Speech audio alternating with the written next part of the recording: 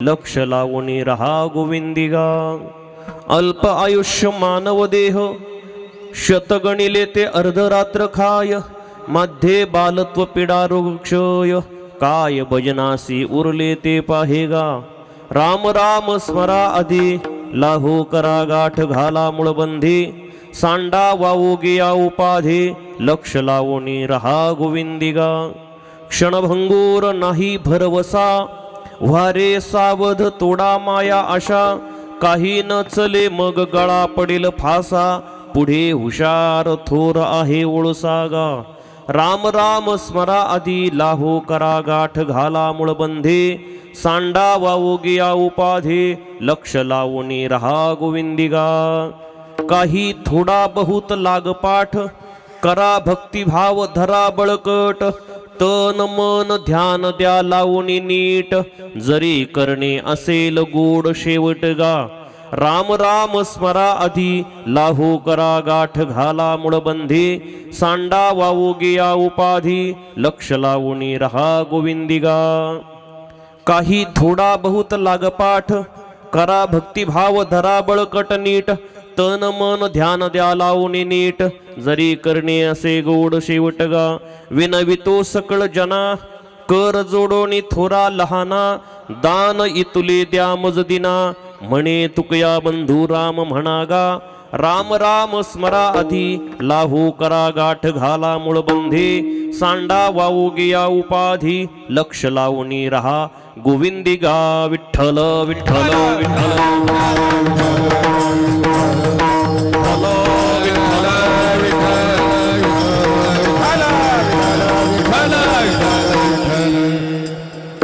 गातो वासुदेव मी ऐका चित्त ठाई ठेवून भावे एका। डोळे झाकून रात्र करू नका काळ करीत बैसला से लेखागा। राम राम स्मरा आधी लाहो करा गाठ घाला मुळबंधी। सांडा वावू गिया उपाधी लक्ष लावून रहा गोविंदिगा। प्रस्तुत प्राप्त स्थळी प्राप्त प्रसंगी दशक्रियेच्या निमित्ताने असलेल्या कीर्तनरूपी चिंतनासाठी निवडलेला अभंग।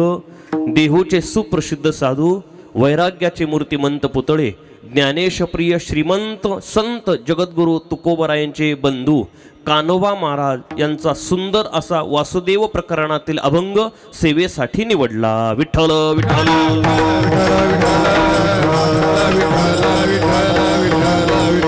शुक्लां ब्रह्मविचार सार परमां आद्यां जगद्व्यापिनी।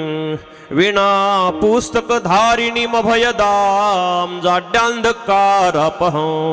हस्ते स्फाटिक मालिकां विदधते पद्मासने संस्थितां। वंदे तां परमेश्वरीं भगवतीं बुद्धिप्रदां शारदां। परमपुरुष शौर्य पांडुरंग मुरारे कमल नयन कान्हा गोपिका चित्तहारी। प्रगट निकट शोभे रुक्मिणी रम्यवामी। सदय धवल हासं विठ्ठलं चिंतयामि। रामो राजमणि सदा विजयते रामं रमेशं भजे। रामेणाव्रियता निशाचर चमो रामाय तस्मै नमः। रामान्नास्ति परायणं परतरं रामस्य दासोऽस्म्यहं। रामे चित्तलय सदा भवतु मे भो राम मामुद्धरं। कलावज्ञ जीवोद्धरार्थावतारं कलंकांक तेजोधिकामोदी वक्त्रं। खलानीशबादा पनोदार्ह दक्षं समाधिस्थ मूर्तिं भजे ज्ञानदेवं। अज्ञानतिमिरान्धस्य ज्ञानाञ्जनशलाकया चक्षुरुन्मिलितमेन तस्मै श्री गुरवे नमः। काय माझी वाणी मानिल संता। काय माझी वाणी मानिल संता। काय माझी वाणी मानिल संता। काय माझी वाणी मानिल संता। रंग उचिताचे आपोलिया रंग उचिताचे आपोलिया रंग उचिताचे आपोलिया।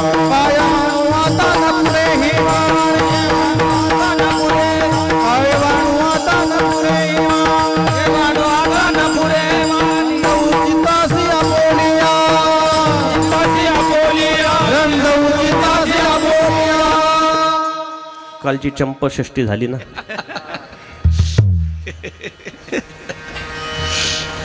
मस्तक हे पायावरे या वारकरी संतांच्या।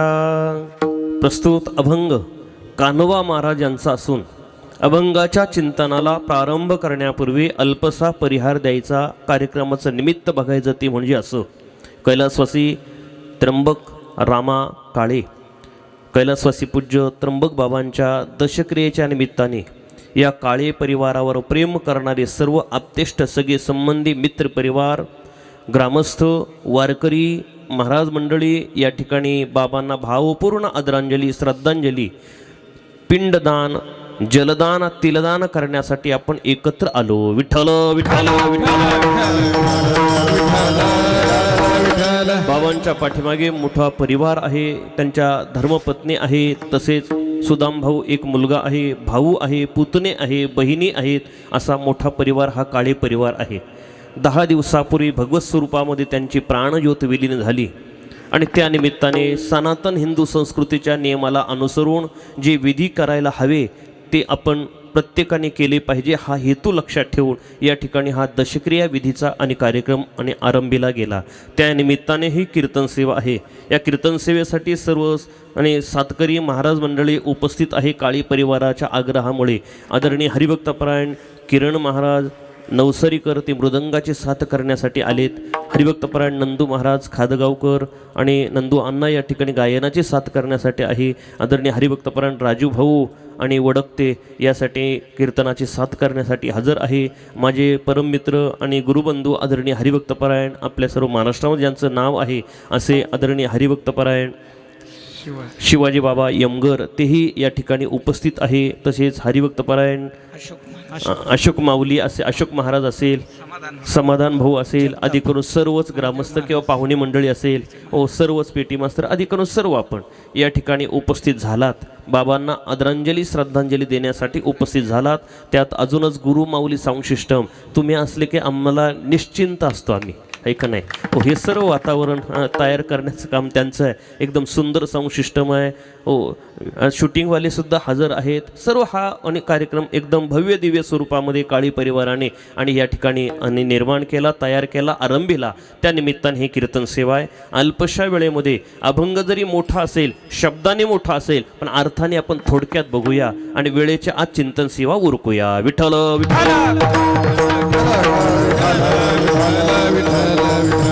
शास्त्रकार सांगतात कर्माचे 2 प्रकार आहे. ते कर्म नित्य कर्म आणि नैमित्तिक कर्म. दररोज नियमाने स्नान संध्या करणं वगैरे हे जे कर्म आहे त्याला नित्य कर्म म्हणतात. पण त्या नित्य कर्माला काही वैशिष्ट्याची पूट लागून, निमित्ताची पूट लागून ते कर्म होतं, त्याला नैमित्तिक कर्म म्हणतात. नित्य कर्माने जर आपल्याला 100 आणि पुण्याचे 100% जर पुण्य पडत असेल, 100 गुण मिळत असेल, तर तेच कर्म नैमित्तिक कर्माच्या दिवशी लाखो आणि गुणाने लाखो पटीने त्याचे पुण्य जास्त मिळतं असं आहे. आणि मुलांच्या दृष्टीने माता पिता आई वडिलांच्या निमित्ताने जो नैमित्तिक कर्म केलं जातं, मुलांच्या दृष्टीने ती पर्वणी आहे. माता पिता मरणे अंकित जो दिवस ही पर्वणी आहे.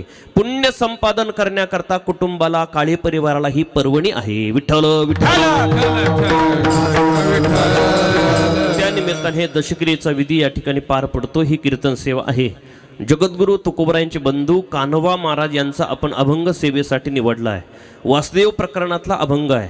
वासुदेव हा कधी गायला जातो तर काकडा, आपण पूर्ण काकडा त्याला बोलता, काकड्यामध्ये वासुदेवाचा अभंग आहे.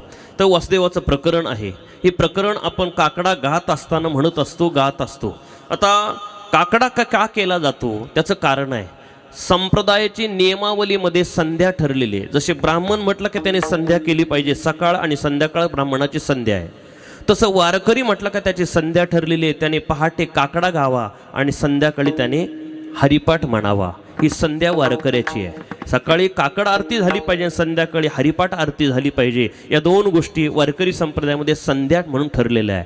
मग संध्या का करायची तर संधी काळामध्ये संध्या केली जाते. संधी काळ म्हणजे, संधी म्हणजे जॉईंट, संधी म्हणजे 2 काळाला जोडणारा जो सांधा आहे त्याला म्हणतात संधी काळ. मग तो कोणता आहे तर 24 तासात 2 वेळेस तो संधी काळ आपल्याला येतो. तो कसा तर दिवस संपत आला आणि रात्र सुरू होते, अशा वेळेस त्या जोडाला येणारा जो काळ आहे त्याला संधी काळ म्हणतात.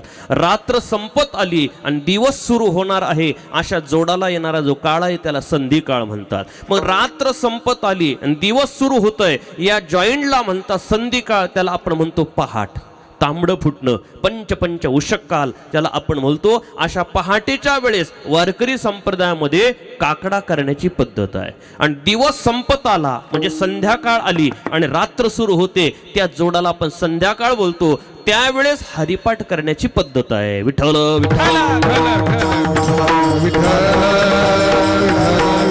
असा नियम आहे वारकरी संप्रदायाचा. तर काकड्यातला हा अभंग आहे. सकाळची वेळ असते, सकाळच्या प्रहराला काकड्याचे अभंग घेतलेले अजून आणि फलदायी ठरता, आनंद वाटतो, समाधान वाटतंय. काकडा सकाळी असावा. ओ अजून इतर जे काही ठराविक अभंग आहे ते माणसाने कोणत्या वेळेस कोणत्या अभंगाचं चिंतन करावं, कोणत्या वेळेस कोणता अभंग गावा हे ठरलेलं आहे. ऐका नाही, भैरवी कधी म्हणावी गायकांना ठरलेलं असतं. कधी म्हणावी भैरवी, ओ उतार आहे, उतार म्हणजे शेवट, उत्तर राग आहे तो, शेवट भैरवी म्हटली जात. आपण म्हणतो भैरवी झाली बरं का आता, ओ पण रामकृष्ण हरीला जर भैरवी लावली तर चालत नाही. ऐका नाही, हो पद्धत आहे, नियम आहे.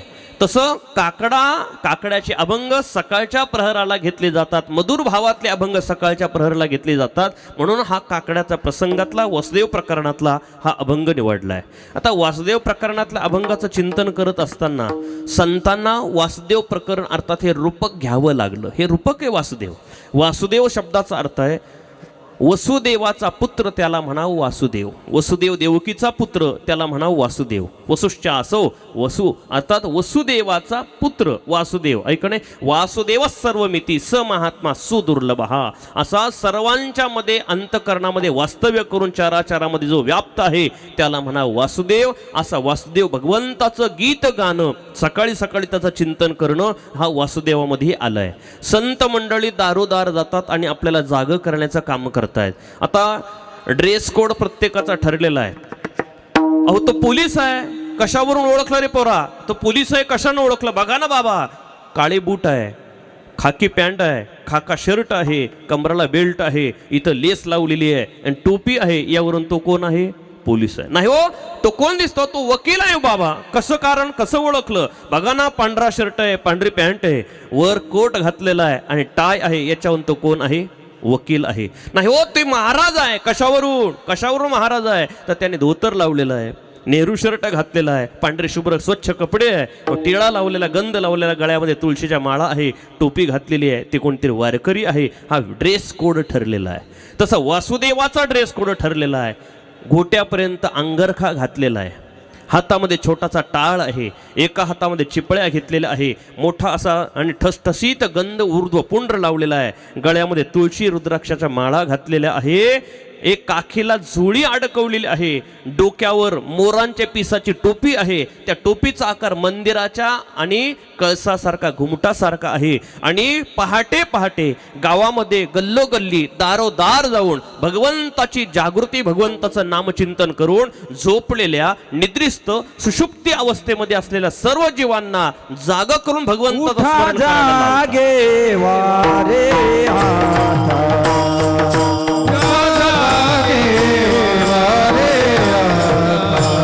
स्मरण करा पंढरीनाथ, स्मरण करा पंढरीनाथ, भावे चरणी ठेवा माथा, भावे चरणी ठेवा माथा, सुखवी व्यथा जन्माच्या, सुखवी व्यथा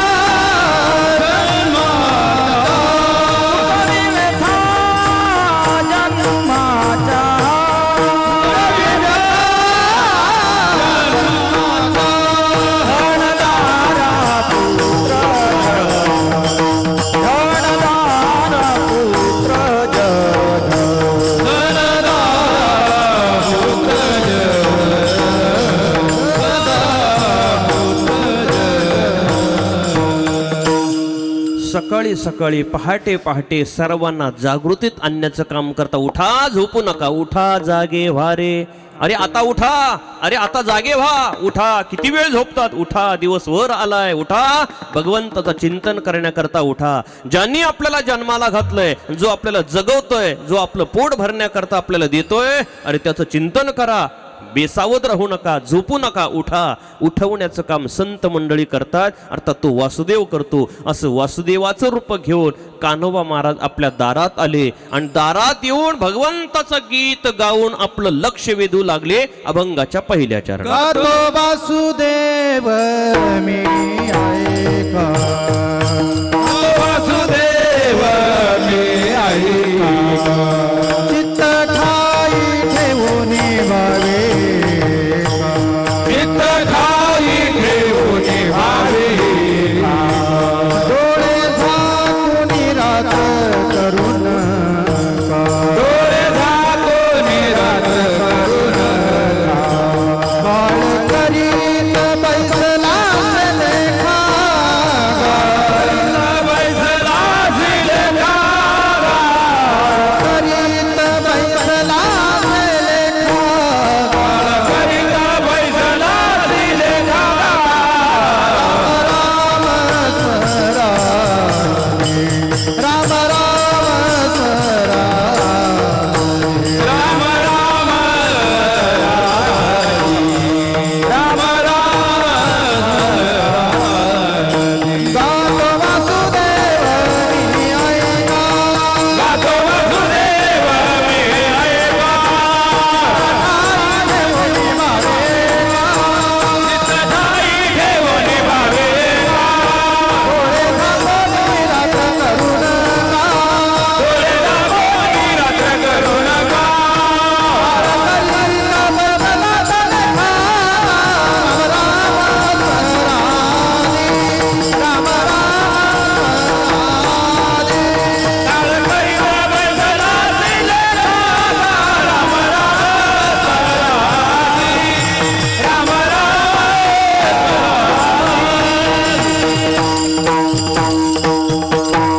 एवढी सुंदर साथ आहे म्हणूनच हा मोठा अभंग घेतलाय बरं का. विठ्ठल विठ्ठल विठ्ठल. कान्होबा महाराज आपल्याला जागृतीत आणतात, सांगतात गातो वासुदेव मी ऐका. काय बोललंय? मी वासुदेव गातो, ऐका. मी वासुदेव गातो, मी वासुदेव गातो. गातो शब्दाचं चिंतन करा. आपल्या अंतःकरणातला भाव समोरच्या माणसाला, समोरच्या व्यक्तीला व्यक्त करण्यासाठी दोन पद्धती वापरल्या जातात. एक आहे गद्य आणि एक आहे पद्य. जसं धडा आणि कविता ही जशी आहे, गद्य रचना आणि पद्य रचना. व्याख्यान करणं आणि गायन करणं, वक्तृत्व करत असताना व्याख्यानाने समजावून सांगणं आणि संगीतातून गीतातून समजावून सांगणं, या दोन पद्धती आहे. आपल्या संप्रदायामध्ये आपण अभंग रचना बघा, वेगवेगळ्या पद्धतीचे रूपक आपल्याला केलेले बघायला मिळतात. वेगवेगळे रूपक आहे. त्यातलं हे वासुदेव प्रकरणातलं रूपक आहे, ते गाऊन सांगू लागले कान्होबा महाराज, मी गातो ऐका. गायनाचं चिंतन करा. एखादा माणूस व्याख्यान करत असेल पण त्याला जर ही संगीताची जोड नसेल, वाद्यांची साहित्याची जोड नसेल आणि जर तो व्यक्त होऊ लागला, पटवू लागला, तर तुमच्या मनाला, तुमच्या हृदयाला भिडायला खूप प्रयत्न करावे लागतात. का?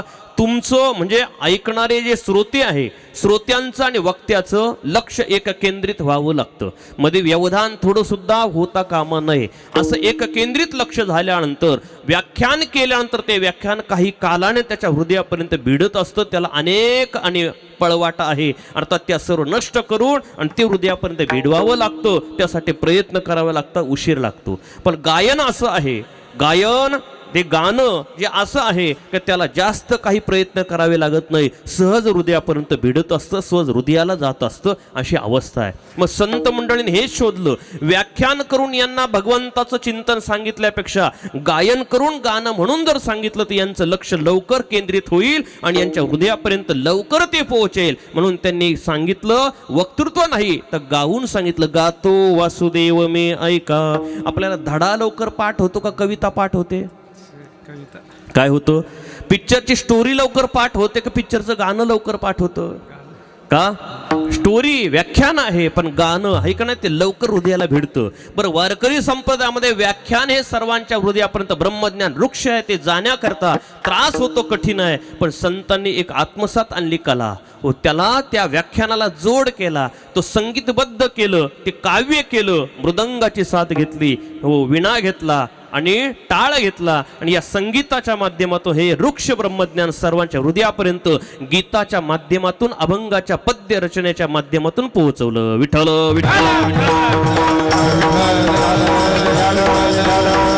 मृदंगाचं चिंतन करत असताना आपण पाहतो फक्त असा आहे हा मृदंग, असाच मृदंग समजू नका, याचं फार मोठं ज्ञान आहे. मृदंग आपण आला पखवाजा पखवाज घेऊन गेला घेऊन याला मृदंग म्हणत नाही. चांगला मृदंग कोणता, चांगला मृदंग वादक कोणता आपल्याकडे बोललं, एका कीर्तनात 3 वेळेस धूम फोडलं तो चांगला मृदंग वादक हे आपण म्हणतोय. पण त्याला मृदंग वादक चांगला म्हणत नाही, धूम फोडणारा मृदंग वादक चांगला नाही. मग वाजवण्याची कला त्याला आत्मसात पाहिजे. कोणत्या वेळेस काय वाजवलं पाहिजे, कसं वाजवलं पाहिजे, लय काय, ताल काय, बद्धता, त्याला स्वर कळायला पाहिजे. चांगला मृदंग वादक त्याला म्हणतात. मृदंगाचं शास्त्र आहे, मृदंगाचे घराणे आहे. हो, त्या घराण्यापैकी प्रसिद्ध घराणा महाराष्ट्रामध्ये आहे कोलुसिंगांचा घराणा. तोच घराणा पुढे पूज्य आणि प्रातस्मरणीय शंकर बापू आपेगावकरांनी तोच घराणा पुढे आणला. तीच परंपरा गुरुवर्य वैकुंठवासी प्रातस्मरणीय पांडुरंग बाबा वैद्य यांनी ती परंपरा पुढे चालवली. अशी ही परंपरा मृदंगाची आहे. हा मृदंगामध्ये कायदे आहे. किती कायदे महाराज? 72 ते 75 कायदे मृदंगाचे आहे. मृदंग हा 2 प्रकारचा आहे. आता घेऊच आपण हे मृदंग 2 प्रकारचा आहे. एक हलका मृदंग आणि एक जड मृदंग. हलका मृदंग दिंडीसाठी वापरला जातो आणि जड मृदंग कीर्तन आणि बैठे भजनासाठी वापरला जातो. मृदंगाचं लाकूड सुद्धा कोणत्याही झाडाचं नसतं. मृदंगाच्या लाकडाचा एक काही पद्धती आहे. एक तर शिसमचा मृदंग असतो, नाहीतर बिबियाचा मृदंग असतो, महारुकाचा मृदंग असतो, अजून आपला सागाचा मृदंग असतो. अजून कशाचा मृदंग आहे? शिवणीचा मृदंग असतो. हे मृदंगाच्या लाकडाच्या पद्धती मृदंग त्याचा बनवला जातो. तो मृदंगाचा आकार किती असावा, त्याची पुडी किती अंतर असावं, त्याचं आणि शाईपूड आणि धूमपूड याचा अंतर व्यास किती असावं हे ठरलेलं आहे मृदंगाचं. एवढंच नाही, मृदंगाला कातडं लावलं जातं, चांबडं लावलं जातं. मृदंगाचे प्रकार आहे. मृदंग शब्दाचा अर्थ लक्षात घ्या. मृद अंगम इति मृदंगम. ज्याचं अंग मृदूचं, मृदू म्हणजे मातीचा बनवला जातो त्याला मृदंग बोलतात. पूर्वीच्या काळात मृदंग मातीचा असायचा, नंतर काळ बदलला, लाकडाचा मृदंग झाला. त्याच्यानंतर अजून थोडंसं माणसं पुढे गेले, स्टीलचा आला. अजून थोडे पुढे आले, आता प्लास्टिकचा आला. विठ्ठल विठ्ठल. पुढे कशाचं येईल नाही सांगता येत, पण प्लास्टिक पर्यंत येऊन थांबलोय आपण. अशी मृदंग आहे. मृदंगाला 2 पुढे, एक धूम पान आहे आणि एक आहे शाई पान. धुमाला कणिक लावावी लागते. ती कणिक किती लावावी त्यालाही शास्त्र आहे. कणिक किती लावावी, धुमाला कणिक किती लावावी, खर्ज निघावा, हो तो स्वर खर्ज लागावा, धुमाला कणिक लावावी. आणि शाई पुढं आहे, त्याला शाई भरलेली असते. शाईच्या वरती एका बोटाने वाजवली जाते, त्याला चाट म्हणतात. ती चाट वाजवली जाते. हे मृदंगाचं शास्त्र आहे, मृदंगाची कला आहे. भगवान महादेवाला मृदंग वाजवणं आवडत होतं. भगवान महादेवाने मृदंग वाजवला, भगवान श्रीकृष्ण परमात्म्याने मृदंग वाजवला. एवढंच नाही तर मृदंगाची कला अर्जुनालाही होते. अर्जुन मृदंग वाजवत होते. इंद्राला मृदंग वाजवण्याचं ज्ञान होते. इंद्रो वादी मृदंगम जय जय सुकरा कीर्तन दे कुमारा. हो, इंद्र हा राजा परीक्षितीला जेव्हा भागवत सांगितलं तेव्हा इंद्राने त्यावेळेस सर्व देव आले. इंद्रानेही मृदंग वाजवलाय. आणि स्वामी विवेकानंदा मृदंगाची आवड होती. विठ्ठल विठ्ठल विठ्ठल. आता हे मृदंग शास्त्र आहे. मृदंग घेतला, विणा घेतला. मृदंग हे चर्मवाद्य आहे, विणा आहे, विण्याची कला आहे, वाजवण्याची, लावण्याची. सर्व तारा आपण एका स्वरात लावतो. मग विणा लावण्याची पद्धत आहे. विण्याला कडेला एक पितळी तार असते, तो खर्ज लावावा लागतो. हो, काही पंचम लावायचे, मध्यम लावायचे, षड्ज कसा लावायचा हे विणा लावणाऱ्यांना कळालं पाहिजे. आणि विणा लावला की वाजवण्याची तर ती फार मोठी कला. विणा लावण्यापेक्षा वाजवणाराची कला जास्त आहे. का? विणा वाजवणे नाही तर पहारा राहतो गावामध्ये, पहारा घे रे पोरा, हो पहारा. ते पोरं शाळा सुटली का पहारा घेतात. आता आमच्याच वाड्याचा पहारा आहे म्हणतात, मग काडी घेतात आणि विणा टुन टुन टुन चालतं वाजवणं. हो, असं विणा वाजवायला जात नाही. विणा नारदीय विणा आहे. असा हा विणा आहे, त्यातून सप्त स्वर बाहेर येतात. तो विणा आहे, एक वाद्य आहे. आणि दुसरं आहे टाळ. या टाळाचं सुद्धा शास्त्र आहे. टाळ कशी वाजवले जात नाही. आपल्याला वाटतं हे टाळ घ्या वाजवा, टाळ नाही. व टाळ सर्वात जास्त वेळ सेवा केली, जास्त भजन ज्यांनी टाळावर गायलं त्यालाच टाळ वाजवतात. ही सर्व मंडळी जास्त मुरले त्यामुळे त्यांचा टाळ योग्य तालात येतो. टाळ हा ताल धरतोय. टाळाच्या पद्धती 2 प्रकारचे टाळ आहे. तसे टाळ किती प्रकारचे? 2 प्रकारचे टाळ आहे. टाळाचं वजन ठरलेलं आहे. 700 ग्रॅमचा टाळ असतो, 1000 ग्रॅमचा टाळ असतो. वजन ठरलेलं आहे. 1 किलोचा टाळ, 2 टाळ्या त्याला असतात. हो, त्या टाळ घेताना सुद्धा तो एका स्वरात असावा, नाद काढलेला असावा. हो, नाहीतर टाळ वेगळा वेगळा टाळी असेल आणि जर ते वाजवली तर वेगवेगळा नाद निघतो, अर्थात बेसूर निघतो. याकरता विकत आणताना तो जोड एका नादाचा लावूनच आणावा लागतो. ही टाळ वाजवण्याची पद्धत सुद्धा आहे. टाळा टाळी लोपला नाद, ऐक ना, गुळगुळा वाजती टाळ. टाळाचा आवाज असा खुडखुड नाही आला पाहिजे. काही तर टाळ ठोकतात नुसतं, घरी भांडण झाल्यावर टाळावर आग काढतात, असं नसावं. टाळ ही मंडळी अशी वाजवतात, घुळ घुळ वाजला पाहिजे. व अशी टाळ वाजण्याची कला आहे. टाळ हे धातुवाद्य आहे, हे तंतुवाद्य आहे आणि एक चर्मवाद्य आहे. या तिघांना घेऊन ब्रह्मज्ञान वृक्ष आहे, ते सर्वांच्या हृदयापर्यंत पोहोचवण्याकरता वारकरी संतांनी हे सर्व घेतलं आणि ते अभंग असेल, आपलं ब्रह्मज्ञान असेल, ते तालबद्ध लयबद्ध केलं आणि आपल्या दारोदार येऊन ते ब्रह्मज्ञान सांगू लागले, अर्थात गाऊ लागली. गातो वासुदेव, आले का शब्द? हो, कोण गातोय? मी गातोय. कान्होबा महाराज सांगता मी गातोय. आता मी शब्द कधी येतो लक्षपूर्वक ऐका. 2 ठिकाणी मी शब्द आहे, एक संसार आणि परमार्थ. संसारात मी येतो आणि परमार्थात मी येतो, पण दोघांमध्ये भिन्नता आहे. संसारात मी शब्द आला की तिथं अभिमान येतो. मी महाराज आहे, मी आमदार आहे, मी सरपंच आहे, काय मी नगरसेवक आहे, मी महाराज आहे, मी पाटील आहे, मी शेतकरी आहे. मी शब्द आला का अभिमान येतो. अभिमान व्यक्त करण्याकरता मी शब्द संसारात वापरला जातो, पण परमार्थात मी शब्द येतच नाही. जर आला असेल तर त्याच्या पाठीमागे काहीतरी कारण आहे. कारण संत मंडळी अभिमान करत नाही. सतत अगरवता करुणी असती, जयांची विनय हेची संपत्ती. संत हे कधी नम्र असतात. फार महान आहे पण स्वतःला महान न समजता लहान समजतात, त्यांना संत म्हणावं. विठ्ठल विठ्ठल. 4 प्रकार आहे कोटीकुर, आपण 4 प्रकार आहे. काही महान असतात आणि स्वतःला महान समजतात, काही लहान असतात आणि स्वतःला लहान समजतात, काही लहान असतात पण स्वतःला महान समजतात, आणि काही महान असतात पण स्वतःला लहान समजतात. आपण कोणत्या वर्गात मोडतो? माझ्यासह ज्याने त्याने ऑडिट करा. पहिला वर्ग आहे, आज तो लहान आणि समजतो सुद्धा लहान.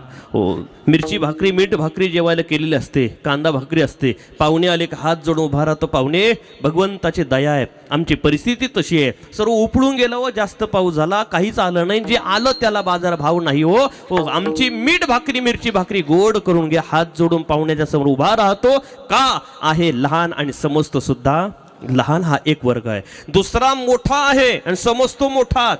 महान आहे, समजतो महान, हा दुसरा वर्ग आहे. पंचपक्वानाचा बेत जेवायला केलेला असतो. पाहुण्यांना वाढतो आणि सांगतो, पाहुणे काही कमी नाही केलं भगवंताने, सर्व काही चांगलं आहे. पोरगा परदेशात आहे, देवाची दया आहे, काहीच कमी नाही, भरपूर आहे, घ्या, काही कमी करू नका. आहे महान आणि समजतो सुद्धा महान.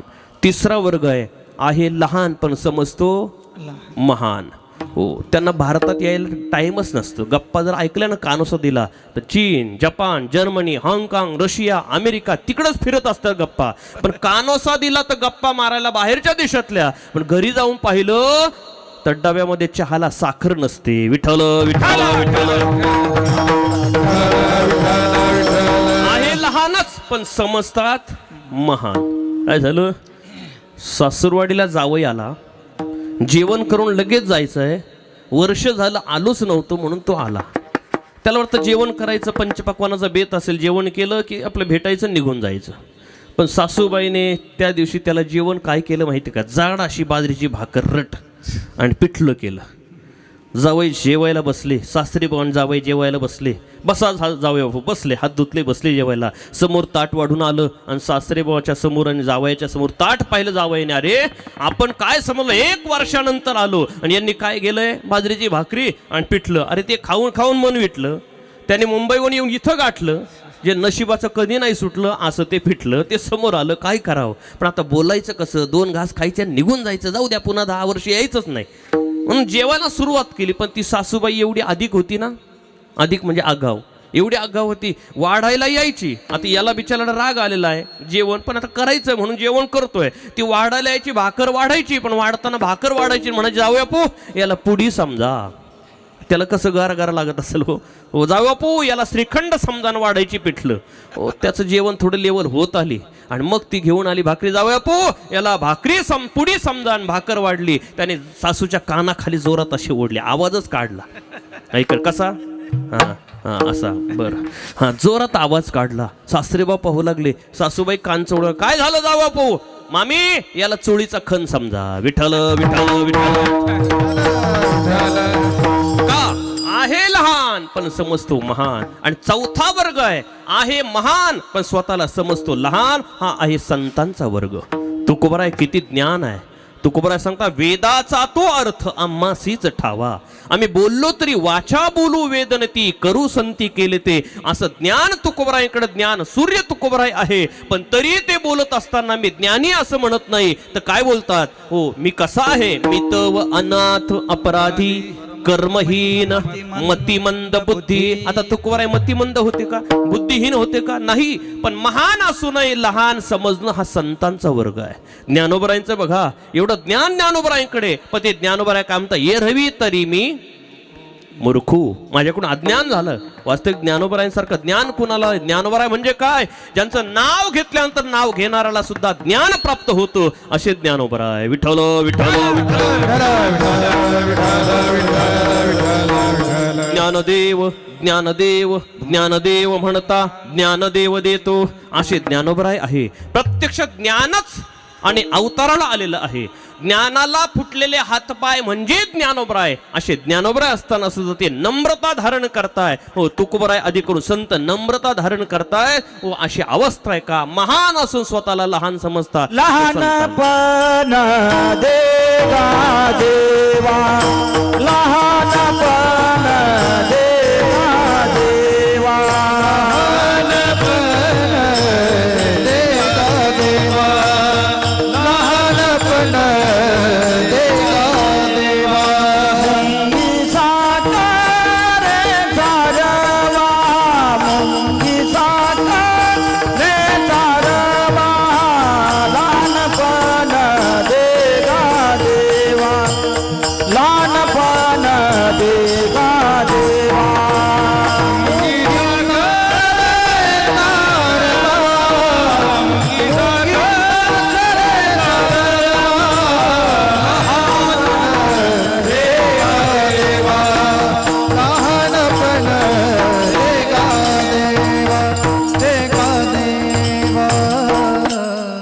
साखर होणं चांगलं की मुंगी होणं चांगलं?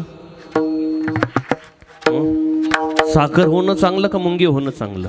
साखर होण्यापेक्षा मुंगी होणं चांगलं. कारण मुंगी झालं तर साखर खायला मिळते आहे का नाही? तसं मोठं झाल्यापेक्षा लहानपण चांगलं आहे. लहान झालं की माणसाला सर्व काही प्राप्त होतं. बघा तुम्ही कुटुंबामध्ये वावरत असताना भाऊ भाऊ असेल घरातल्या आणि जावा जावा असेल. घरात कोणी काही जर आणलं ना तर अगोदर आपण पुढे हात करू नका. अगोदर पुढे करू नका. सर्वांना दिलं मग उरलं तर मला द्या असं म्हणा. त्याला जास्त भेटतं. विठ्ठल विठ्ठल विठ्ठल. नाही पण मला तोच वाटा पाहिजे नाही तर मी वाटणीत बसतच नाही असं म्हटलं का त्याला कमी भेटतंय. पण उरलेलं मला भेटेल असं म्हटलं की भगवान परमात्मा त्याला देतोय. बघा घरामध्ये खाऊ जर आणला आपण तर पोरं तिघं चौघं मुलं जर असेल तर मला द्या म्हणू लागला. पण लहानाला भेटत त्याला काय बोलता येत नाही. ते रांगत रांगत येतो. हा म्हणतो मला द्या, तो म्हणतो मला द्या. आई मूठ त्याला देते आणि उरलाला सर्व त्याला लहानाला देते. का? हो त्याचे कारणच असं आहे. लहानपण घेतलं की सर्व काही भेटतं. लहानपणे कुटुंबामध्ये वाद होतात त्याचे कारणच ते मला पाहिजे. लहानपण कोणी घेत नाही. कुटुंबातल्या गोष्टी कुटुंबात समाधान मिळण्यासाठी एकच युक्ती बघा. पत्नी आणि पती यांचे कायम तंटे होताना आपल्याला बघायला मिळतात. जवळजवळ 100 पैकी 40 ते 50 कुटुंबामध्ये पती पत्नीचे भानगडी आपल्याला झालेल्या बघायला मिळतात. त्याचं कारणच आहे प्रत्येकाची अस्मिता जो तो दाखवतो, प्रत्येकाचा अभिमान दाखवतो. हो त्याचा परिणाम हा होतोय. पण एक आहे हो फक्त लीनता घ्या. जर काही घडलं तर पत्नी म्हणा नाही तुम्ही म्हणतात ना हो तसंच करा काय हरकत नाही. आणि त्याने पण काहीतरी म्हणावं तू म्हणते ना हो तेच खरं आहे तसंच करायचं. बघा भांडण कमी होतील. विठ्ठल विठ्ठल विठ्ठल. मग तुम्हाला काही कळत नाही. तो म्हणतो तुला काही कळत नाही. सुरू झालं. अशी अवस्था आहे. समर्पण हा भाव कुटुंबामध्ये संसारामध्ये महत्वाचा आहे. समर्पण असावं. म्हणून पूर्वीच्या काळात आणि आत्ताच्या काळात फरक आहे थोडा. पूर्वीच्या काळामध्ये बघा विवाह होत असताना मुलगा आणि मुलगी यांच्या वयाचं अंतर जास्त ठेवलं जायचं. कमीत कमी 5 वर्षाचं अंतर असायचं. किती वर्षाचं? कमीत कमी 5 वर्षाचं अंतर आहे. का तर मुलीचं 5 वर्ष वय कमी असेल, मुलाचं जास्त असेल. का तो सर्व बाबतीत थोडासा वरचढ असावा. हो, ज्ञानाने, गुणाने, शिक्षणाने वरचढ असावं हे बोललं जायचं. का तर मुलगी कमी असेल तर ती समर्पण भावाने ती पतीशी समर्पण व्हायची. पण आता तीही कमवते हाही कमवतो, तिलाही ज्ञान आहे यालाही ज्ञान आहे. ती ड्युटीवर आली तर तुम्हीच काय काम करता, मी पण काम करते. मग धुवा भांडे, विठ्ठल विठ्ठल विठ्ठल. ती भांडे धुवा मदत करा म्हटलं तर म्हणतात मी पुरुष आहे, पुरुषी अहंकार जागा होतो. मग त्यांचे भांडणं होतात भांड्याचे. आणि मग तिथून पुढे मग ते ठिणग्या उठता उठता जाळ व्हायला वेळ लागत नाही, अशी अवस्था संसारातला जाऊ द्या त्या गोष्टी. पण एक आहे फक्त नम्रता, कमीपणा घेतला की सर्व भेटतं. लहानपण देगा देवा, लहान आणि आपण कमी होण्याचा प्रयत्न आहे. तसंच तुकोबराय अर्थात कान्होबा महाराज या ठिकाणी मी शब्द वापरतात. इथं अभिमान व्यक्त करत नाही तर नम्रता असलेले कान्होबा महाराज संत मी शब्द वापरून अभिमान नाही तर अस्मिता व्यक्त करतात. अभिमानामध्ये गर्व असतो, अभिमानामध्ये मीपणा, संसारामध्ये अभिमान असतो मीपणात आणि इथे अस्मिता असते. अभिमानामध्ये अज्ञान असतं आणि अस्मितेमध्ये ज्ञान असतं. या ठिकाणी कान्होबा महाराज सांगतात गातो, मी गातो ऐका. मी शब्दाचं कारण काय तर संतांचं अंतरंग तुम्हाला आम्हाला वरवर कळत नाही. आपण जसे समजतो तसे संत नाही, जसे आहे तसं आपण त्यांना समजू शकत नाही. संतांकडे जर पाहिलं तर वरून वरून दिसतात तसे संत नाहीये. संत वेगळे आहे आणि आपण वेगळं आहे. विठ्ठल विठ्ठल नाही असं कुठं आहे. त्यांना भूक लागते, आम्हालाही भूक लागते, तेही काम धंदा करतात, त्यांनाही मुलं बाळ आहे, आम्हाला मुलं बाळ आहे, तेही खातात पितात, आम्ही खातात पितो. काय फरक आहे त्यांच्यात आणि माझ्यात आमच्यात? असं बोलल्यावर आपल्याला संत मंडळी सांगतात संत नवती जगा मान साच्या सारिखे, संत नवती जगा मान साच्या सारिखे, संत नवती जगा मान साच्या सारिखे, संत नवती जगा मान साच्या सारिखे. समुद्र नदी नभे पैगा पाषाण भरून राहिलिंगा, संत नवती जगा मान साच्या सारिखे. समुद्र नदी नभे पैगा पाषाण भरून राहिलिंगा, संत नवती जगा मान साच्या सारिखे.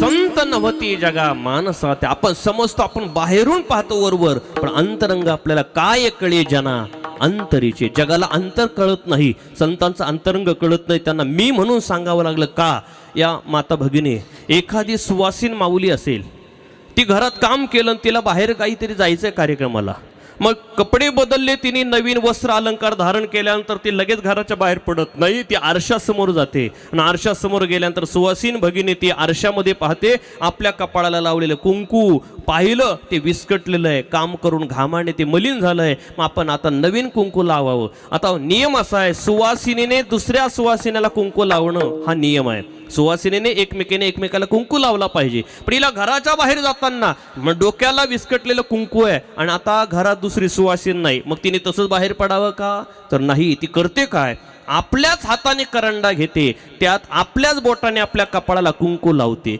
सुवासिनीने स्वतःच्या कपाळाला स्वतः कुंकू लावणं हा दोष नाही. तसं संतांना संतांचं अंतरंग जगाला कळत नाही, म्हणून मीपणाने त्यांना सांगावं लागलं. हा दोष नाही, हा अभिमान नाही. म्हणून मी गातो ऐका, गातो वासुदेव मी ऐका, ऐका मी गातो ऐका. आता ऐका शब्द वापरला, ऐका शब्दाचं चिंतन करा. ऐका म्हणजे काय? आपल्याकडे ऐका म्हणजे फक्त या कानाने ऐका आणि बस सोडून द्या, याला ऐका म्हणत नाही. ऐका म्हणजे आचरणात आणा. विठ्ठल विठ्ठल. ऐकण्याच्या पद्धती म्हणून संत मंडळीने अगोदरच आणि सावध केलं. ऐका ऐका, वचन ऐके वचन कमळा पती. ऐका ना, ऐका, देवाला ऐका म्हणा, संतांना ऐका आणि जीवाला ऐका बोललेलं आहे. ऐका शब्दाचं चिंतन कर. ज्ञानोबा सांगतात तरी अवधान एक वेळ दिजे. ऐकणे अवतार, ऐका, ऐका शब्द आहे. ऐकाचं चिंतन करत असताना असे आहे बघा. एक सोनार होता, मूर्तिकार. त्याने पितळाच्या मूर्ती बनवल्या. 50-50 किलो वजनाचं पितळाच्या 3 मूर्ती त्याने बनवल्या. मूर्ती बनवल्या आणि त्या रस्त्याच्या कडेला दुकान त्याने ते मांडल्या. लोक यायचे, ही मूर्ती कशी, ती मूर्ती कशी, ती कशी. तो सांगायचा मूर्ती 50 किलोची आहे, मोजून 50, 1 ग्रॅम सुद्धा कमी नाही. प्रत्येक मूर्तीत 50 किलो आणि पितळ भरलेलं आहे. साचा सुद्धा एकच आहे. मग किंमत काय? हिची किंमत आहे 2 लाख, हिची किंमत आहे 1.5 लाख आणि हिची किंमत आहे 1 लाख. म्हणे का हो, पितळ सारखंच आहे, साचा एकच आहे, बनवणारे तुम्हीच आहे, कमी जास्त काहीच नाही. मग असा अंतर का, भेद का? एकाची 1.5 लाख, एकाची 2 लाख आणि एकाची 1 लाख असा भेद का? विठ्ठल विठ्ठल वरून वरून वाटतं आपल्याला हे चांगलं आहे, सारखं आहे, पण मध्ये भेद असतो. आता एकातून एक सांगतो. काय झालं? मित्र आपल्या मित्राच्या घरी गेला महाराज, नंदू महाराज. घरी गेल्यानंतर गप्पा गोष्टी झाल्या. सांगितलं, बाळा तुला मुलं किती रे? त्याने सांगितलं, मला 3 मुलं आहे. कसं काय मुलांचं? मुलं एकदम चांगले मुलं आहेत, तिघं एका विचाराचे, अजिबात फरक नाही. तिन्ही मुलं सारखे आहे आणि एका विचाराचे आहे, तिघामध्ये अजिबात फरक नाही, अजिबात फरक नाही. लहान मोठा जो मधला आहे, सर्व तिन्ही एका विचाराचे सारखी मुलं आहे. तो पाहुणा मित्र होता, थोडा कीर्तन ऐकलेला होता. तो म्हणतो असं होऊ शकत नाही, तिन्ही सारखे राहणार नाही, त्यांचे विचार वेगळे वेगळे. नाही नाही बाबा, अरे तिन्ही सारखे. अरे नाही बाबा, शरीर सारखं असेल, उंची सारखी असेल, बोलायची टून सारखी असेल, रंग चेहरा सारखा असेल, पण विचार सारखे नाही. म्हणे नाही नाही, माझी तिन्ही मुलं सारखे, एका विचाराचे आहे. तेव्हा त्याने सांगितलं, मी त्यांची परीक्षा घेतो. म्हणे घे. पाहुण्या मित्रांनी केळी आणून ठेवली होती आणि सांगितलं, तुझ्या पोरांना ही केळी खायला दे, मी सांगतो तुझे पोरं कशी निघणार आहे पुढे. एक सारखे म्हणतो ना, कशी निघणार बघा. त्याने केळी ठेवली आणि सांगितले, मोठ्या मुलाला आवाज दिले, बाळा इकडे. केळी आणली, पाहुण्यांनी खा. त्याने ती केळी घेतली, तो केळ खाल्लं आणि त्याची साल होती, ती साल त्याने आणि कोपऱ्यामध्ये नेऊन टाकली, डस्टबिनमध्ये साल टाकली. दुसऱ्याला बोलवलं, त्याला केळी दिली आणि त्याला सांगितलं, ही केळी खा. त्याने केळी खाल्ली, ती साल रस्त्यावर नेऊन टाकली. आणि तो तिसरा होता, त्याला सांगितलं, ही केळी खा. तो आला, काळ केळी खाल्ली आणि ती साल गोठ्यामध्ये गाय होते, त्या गाईला चारली. तिन्ही मुलं निघून गेले. तो मुलांचा बाप सांगतो, हा केळी खा म्हटलं का, तिन्ही मुलं आले, केळी खाल्ली, निघून गेले. ऐक नाही, सारखे एका विचाराचे. तो पाहुणा मित्र सांगतो, तेच मी सांगतो बाबा, सारखे नाहीये का? केळी खा म्हणून तिघांनी केळी खाल्ली, पण सारखे कसे नाही हे सांगतो. हो, ज्याने केळीची साल खाल्ली आणि रस्त्यावर नेऊन टाकली, तो परपीडक होणार आहे, दुसऱ्याला पीडा देणारा होणार आहे. ज्याने केळी खाल्ली आणि साल डस्टबिनमध्ये टाकली, कचरा कुंडीत टाकली, तो एकलकोंडा होणार आहे, दुसऱ्याला देणार आहे आणि स्वतःही खाणार नाही, असा एकलकोंडा होणार आहे. आणि ज्याने गायसला साल चारली, तो परोपकारी होणार आहे. विठ्ठल विठ्ठल एकासारखे नाहीये, एकासारखे नाहीये. प्रत्येकाचे भाव वेगळे असतात, प्रत्येकाचं अंतरंग वेगळं असतं, प्रत्येकाचे गुण वेगळे असतात, प्रत्येकाचा आचार वेगळा असतो, प्रत्येकाची बुद्धी वेगळी असते. हे सर्व वेगळं वेगळं, एकासारखं एक कोणीच नाही, एकासारखा एक नाही. विठ्ठल विठ्ठल विठ्ठल.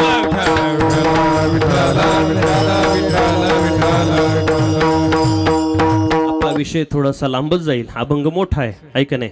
पण एका शब्दाचं चिंतन करत असताना त्या सोनाराने सांगितलं, बघा 3 मूर्त्या 3 अनेक प्रकाराच्या आहे, तिन्हीचा विचार वेगळा आहे. म्हणजे कसं काय? म्हणजे जो ओळखील तो ओळखेल. आणि तिथून एक महाराज कीर्तनाला कथेला जात होते, त्याने त्या मूर्ती पाहिल्या आणि विचार केला, हा दररोज कथा ऐकायला, कीर्तन ऐकायला हा मूर्तिकार येतोय. महाराजांनी ओळखलं, महाराज हुशार होते, त्यांनी सांगितलं, मी ओळखतो. म्हणे ओळखा. महाराज आले, एक सुतळी घेतली, आपल्या पायावर अशी ओळली आणि सुतळी घेऊन ती सुतळी एका मूर्तीच्या कानामध्ये घातली, तर ती कानातून इकडच्या कानात बाहेर निघाली. म्हणे बघा, ही मूर्ती आहे ना, या कानातून या कानात बाहेर निघाली सुतळी ना, हो ही मूर्ती आणि 1 लाखाची आहे. दुसरी सुतळी दुसऱ्याच्या आणि कानात घातली दुसऱ्या मूर्तीच्या, तर ती आतून पोटात गेली. काय गेली? पोटात गेली, आतून पोटात गेली. सांगितलं, ही म्हणे ही आहे 2 लाखाची. आणि तिसऱ्या मूर्तीच्या सुतळी कानात घातल्यानंतर ती सुतळी आणि वरती डोक्यात मस्तिष्कात गेली आणि बाहेर आली. यांनी सांगितलं, ही आहे 1.5 लाखाची. याचा प्रकार सांगितला आहे. या कानातून दोरी त्या कानात निघाली, इकडून ऐकतो तिकडे सोडतो, हा 1 लाख किमतीचा आहे. काय? हो, इकडून घेतो मस्तिष्कात ठेवून पुन्हा बाहेर येतो, तो 1.5 लाख किमतीचा आहे. आणि जी पोटामध्ये गेली म्हणजे जो आचरणात आणतो, तो आहे 2 लाख किमतीचा. विठ्ठल विठ्ठल. ऐका शब्द सांगितलाय कान्होबा महाराज सांगते, वासुदेव गातो, ऐका. गातो वासुदेव, मी वासुदेव गातो, ऐका. ऐका म्हणजे काय? आचरणात आणा. काय होतं महाराज, तुमच्याकडे जसे तबेलेवाले ना, तसा श्रीमंत मनुष्य होता. विठ्ठल विठ्ठल.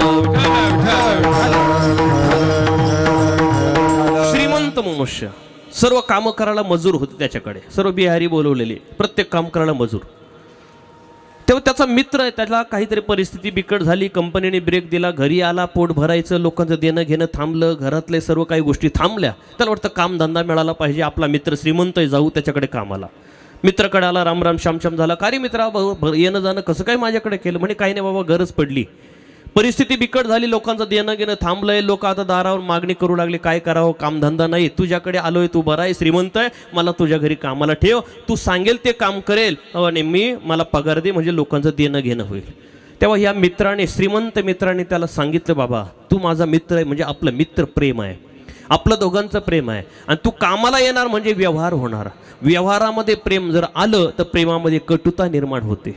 याकरता व्यवहार व्यवहाराच्या ठिकाणी असावा आणि प्रेम प्रेमाच्या ठिकाणी असावं. बऱ्याच ठिकाणी व्यवहारात बघा, व्याही एकत्र झाले, लग्न वगैरे झालं, एवढे प्रेम एकमेकावर करतात की 4 दिवसाला 8 दिवसाला येणं जाणं, देणं घेणं सर्व होतं, आणि पुढे चालून एखाद्या वेळेस आणि देणं घेणं मागे पुढे झालं की एवढी कटुता येते की एकमेकाचं तोंड सुद्धा पाहत नाही. तो एका खांबाजवळ बसतो, दुसरा तिकडे खांबा, अरे तुम्ही तर गळ्यात हात घालून फिरत होते, आज झालं कसं? त्याचं कारण आहे प्रेमामध्ये व्यवहार आला आणि दूर झाले. विठ्ठल विठ्ठल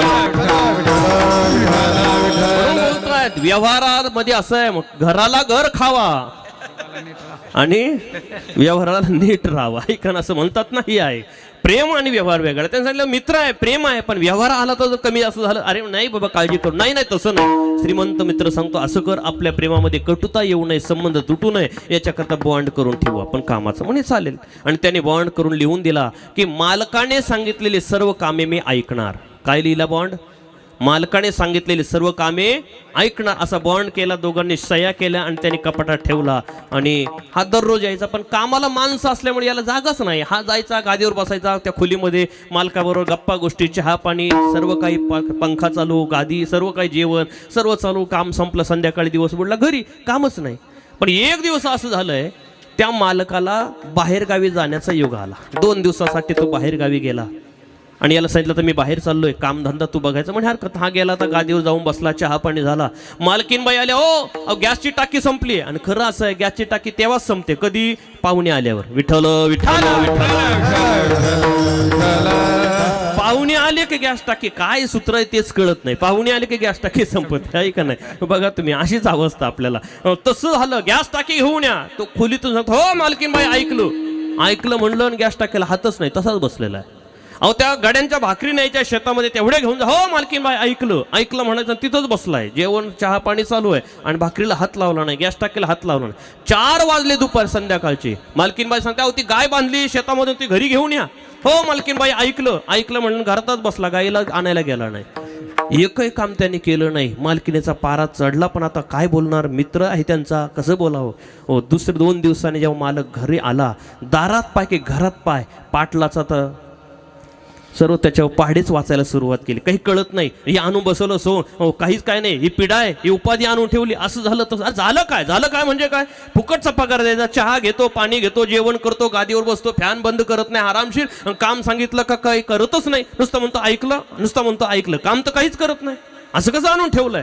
पाटलाला बोलले, पाटील सांगलं, काय रे बाबा? म्हणे काय, पाटलीने तुला काम सांगितलं, तुला कामावर ठेवलं, म्हणून मी तुला कामावर ठेवत नव्हतो, तू का ऐकलं नाही? तू म्हणे, हो का ऐकलं नाही म्हणजे ऐकलं मी. म्हणजे काय ऐकलं? सकाळी पाटलीने सांगितलं का गॅस टाकी संपली, घेऊन या, मी ऐकलं. दुपारी सांगितलं शेतामध्ये भाकरी घेऊन जाते, ऐकलं. 4 वाजता गाय घेऊन या, हे मी ऐकलं. मग ऐकलं तर केलं का नाही? तो म्हणे बॉन्ड काढा ना. कपाटात बॉन्ड काढलेलं होतं, मालकाने सांगितलेले सर्व कामे मी ऐकणार करणार, असं थोडंच लिहिलंय. विठ्ठल विठ्ठल विठ्ठल. ऐकणं म्हणजे नुसतं कानाने ऐकणं नाही, तर ऐकणं म्हणजे करणं. तसं मी वासुदेव गातो, तुम्ही ऐका, म्हणजे आचरणात आणा. मी गायलेलं ते तुम्ही ऐका आणि ते तुम्ही चित्तामध्ये धारण करा. ऐका, गातो वासुदेव मी, ऐका. पण कसं ऐका? चित्त ठाई ठेवोनी भावे एका. चित्त एकाग्र ठेवा, माझ्या वचनाकडे, माझ्या बोलण्याकडे तुमचं चित्त एकाग्र ठेवा. नाहीतरी परमार्थामध्ये चित्ताशिवाय दुसरं काहीच नाही. परमार्थामध्ये जर लागत असेल तर फक्त चित्त लागतं. विठ्ठल विठ्ठल विठ्ठल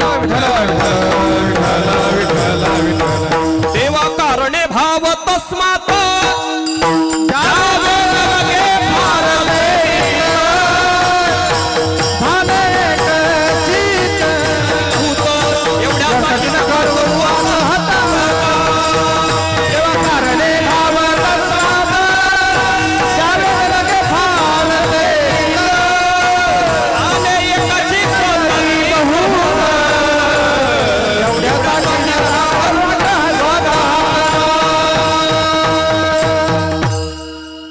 देवा कारणे भाव तस्मात द्यावे न लगे फारसे वित्त झाले एक चित्त तरी बहुत एवढ्यासाठी नका करू आता गा नरहरी रामा गोविंदा वासुदेवा. हो, एक चित्त पाहिजे, चित्त परमार्थामध्ये. कारण परमार्थामध्ये चित्ताची गरज आहे आणि संसारामध्ये वित्ताची गरज आहे. ज्याच्याकडे पैसा असेल तर चार माणसं त्याच्या जवळ येतात, पैसा नसेल तर लोक बायपासने निघून जातात, त्याच्याजवळ कोणी येत नाही. पैसा आहे, पैशाला किंमत आहे. एक वाक्य वाचलं होतं, व्हॉट्सअपला आलं होतं. पैसा होता, सत्ता होती आमदाराची. आमदार सत्ताधारी होता तर त्या आमदाराचं कुत्र मेलं. काय मेलं? आमदार सत्तेवर असताना त्याचं कुत्र मेलं तर 1.5 लाख लोक त्या कुत्र्याच्या मौतीला. किती लोक? 1.5 लाख लोक कुत्र्याच्या मोतीला आमदार असताना. पण प्रत्यक्ष आमदार मेल्या हो त्या 15 लोक नव्हते. विठ्ठल विठ्ठल विठ्ठल चलती असेल ना, आहे का नाही, तरच चालतंय, अन्यथा नाही. जिकडे घुगऱ्या तिकडे उदो उदो. विठ्ठल विठ्ठल विठ्ठल.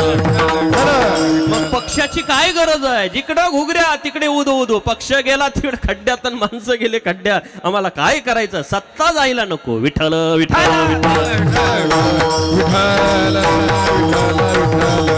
एकाग्र चित्त, परमार्थामध्ये एकाग्र चित्त लागतंय आणि जगामध्ये व्यवहारामध्ये वित्त लागतंय. एक म्हण आहे बघा व्यवहारामध्ये, शेतामध्ये खत असावं, बाजारपेठेमध्ये पत असावी, घरामध्ये एक मत असावं. या गोष्टी आहे ना, नाही तर मग घर में साला, गोठे में हेला, खेत में नाला, उसका कभी न होगा. हे तुम्ही बोला. विठ्ठल विठ्ठल विठ्ठल. कारण आम्हाला 1 तास अजून राहायचं आहे म्हणून सांगतोय का नाही. या व्यवहार आहे. तेव्हा परमार्थामध्ये एकाग्र चित्त असावं लागतं. अथ चित्तम समाधातुम न शक्नोषि मयि स्थिरम अभ्यास योगेन ततो मामे छाप्तुम धनंजय. अथवा हे चित्त मन बुद्धी सहित माझे अति अचुंबित न शकशी देवो. तरी गा ऐसे करी यया 8 प्रहारा माझारी मोटके निमिष भरी दे तुझाय. मग जे जे का निमिख देखेल माझे सुख ते तुले अरोचक विषयी घेल. जैशी शरद कालोर गे सरिता ओटू लागे तैसे चित्त काढेल वेगे प्रपंचवणे. आपण पुढच्या वय वाचून घ्या, आहे का नाही. हो, तेव्हा चित्त लागतं परमार्थामध्ये. म्हणून कान्हा महाराज सांगता, बाबा हो मी गातो ना, माझ्याकडे लक्ष द्या, ऐका.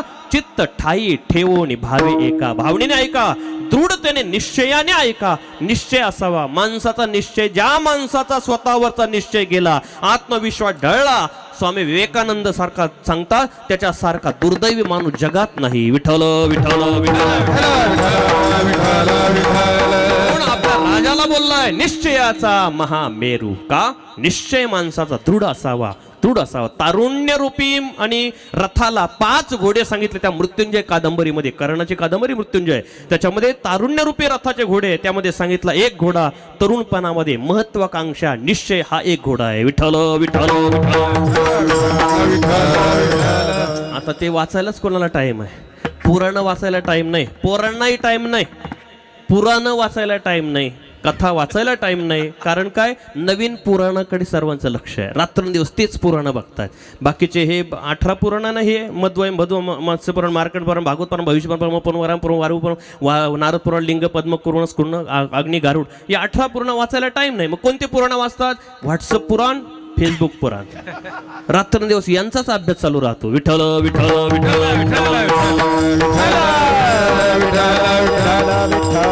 ठाई ठेवून भावे एका. बाबा हो ऐका.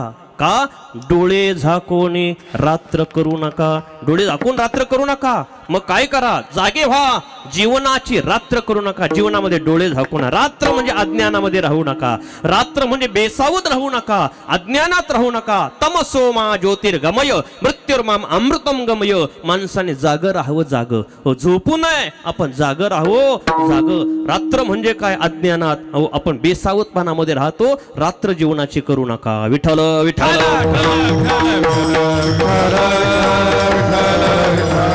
डोळे झाकून रात्र करू नका. डोळे झाकून रात्र करू नका म्हणजे सावध राहा. पण माणसं रात्रीमध्ये डोळे झाकतात. डोळे झाकतात म्हणजे काय? डोळे झाकण्याची दोन पद्धत आहे.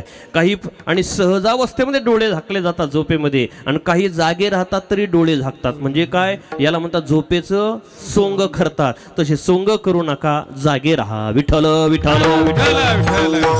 सोंग करता येत ना, झोपेचे सोंग करता येत नाही का? करता येतं. तुम्ही आम्हीच करतो काय? देव सुद्धा झोपेचं नाटक करतो ना, करतो की नाही? कौरव पांडवाचं युद्ध प्रारंभ होणार आणि प्रत्येकाची धावपळ सुरू झाली. कौरवांना वाटतं आपल्याकडे एवढं सैन्य असावं, तोय सेनापती असावे. पांडवांना वाटलं ते सेनापती असावे. प्रत्येकाच्या भेटीगाठी सुरू झाल्या का? आता नगरपालिका नगर परिषद लागली. भगवंताने अंगावर पांघरून घेतले, झोपले. दुर्योधन भगवंताच्या जवळ गेला. आता मोठी माणसं असतात, जे अभिमानी असतात ना, ते वाकत नाही, ते नम्र होत नाही, ते खाली बसत नाही. अभिमानी माणसं आहे ना, माथ्यावर बसतात बघा. हो, दुर्योधन बसला कुठे? देवाच्या पायाजवळ नाही. मग कुठे बसला? देवाच्या मानेजवळ बसला. देव झोपलेले, झोपायचं नाटक देवाने केलेलं आहे. हो, दुर्योधन बसलेला आहे. बराच वेळ झाला. 4 वाजले, 4:30. दुर्योधन 5ला बोलवतो, 4ला जाऊन बसला होता. 4ला जाऊन बसला, पण देव झोपलेले. 5 वाजले आणि सांगितल्याप्रमाणे अर्जुनही आला. अर्जुन देव झोपलेले पाहिले आणि अर्जुन देवाच्या पायाजवळ बसला. दुर्योधन 1 तास अगोदर आलाय, तो मस्तकाजवळ बसलाय आणि अर्जुन पायाजवळ बसलाय. देवाने पाहिलं आणि देवाने आपलं पांघरून काढलं. पांघरून काढल्यावर उशीवर डोकं असल्यावर नजर कुठे जाणार? पायाकडे जाणार. पायाकडे नजर अर्जुनाकडे. अरे अर्जुना, कधी आलास तू? असं म्हटलं. दुर्योधन सांगतो, ओ देवा, मी अगोदर आलोय. अरे पण मी अगोदर त्याला बोललोय. बोला, काय पाहिजे? का देव झोपलेले होते का? नाही, देवाने झोपायचं नाटक केलं होतं. विठ्ठल विठ्ठल विठ्ठल. आपण आपली रात्र झोपेमध्ये घालू नका आणि झोपण्याचं नाटकही करू नका. आपण जागृतीत या, आपण जागे व्हा, सावध व्हा, जागे व्हा. कारण संत मंडळी आपल्याला सावध करताय. बाबा ओ, सावध व्हा. सर्व जगाला सांगता, झोपू नका, सावध व्हा. विठ्ठल विठ्ठल आता जागा रे भाई जागा. आता जागा रे भाई जागा. आता जागा रे भाई जागा. आता जागा रे भाई जागा. आता जागा रे भाई जागा. आता जागा रे भाई जागा. आता जागा रे भाई जागा. आता जागा रे भाई जागा. ओरडीच्या नाडोली भागा. आता जागा रे भाई जागा. आता जागा रे भाई जागा. आता जागा रे भाई जागा. आता जागा रे भाई जागा. ओरडीच्या नाडोली भागा. आता जागा रे भाई जागा. आता जागा रे भाई जागा. आता जागा रे भाई जागा. आता जागा रे भाई जागा.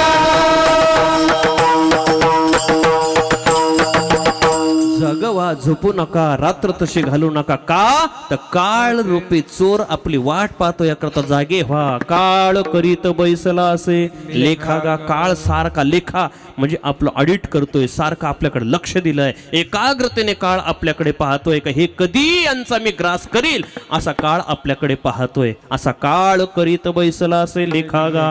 काळाचं चिंतन करून आपण थोड्या वेळामध्ये आपण थांबूया. काळाचं चिंतन करा. काळ हा कुणाला सोडत नाही. धरा, काळ आहे, धरा, हात राहू द्या, बसा जवळ.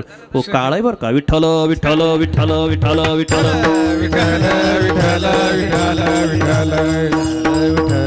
हवा आल्यानंतर वरती येतात, हात राहू द्यायचा, सावध राहा. हो, काळाचं चिंतन करा. काळाचा माणसाने दुरुपयोग करू नाही. काळ शब्दाचे अर्थ आहे बरं का. काळ म्हणजे वेळ, काळ म्हणजे टाइम, काळ म्हणजे यम, काळ म्हणजे आयुष्य, काळ म्हणजे जीवन. या अनेक अर्थ आहे. त्याचा एक विचार कर. काळ म्हणजे प्रारब्ध. काय? काळाचा माणसाने दुरुपयोग करू नये. लक्षपूर्वक ऐका. ज्या माणसाने काळाकडे दुर्लक्ष केलं, दुरुपयोग केला, त्या माणसाला काळ कधी सोडत नाही. काळ प्रत्येकाला समोर येतो. काळ प्रत्येकाला समोर येतो. काळ उसणं काढतो. कधीच काळ कोणाला सोडत नाही. काळ हा उसणं काढत असतो. प्रत्येकाच्या समोर येतो काळ. बघा, एक प्रसंग. काळ कोणाला सोडत नाही. आज आपण काळाचा जर वाईट वापर केला, तो काळ कधी ना कधी उसणं काढायला येतोय. विठ्ठल विठ्ठल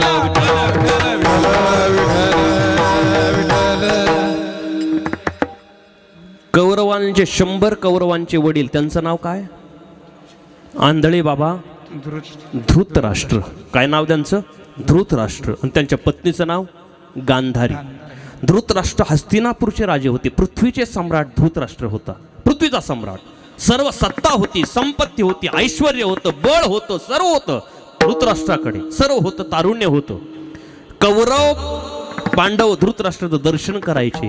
पांडव दर्शन करायचे. नवे नवे जगाचा मालक भगवान कृष्ण परमात्मा धृतराष्ट्राच्या पाया पडत होते.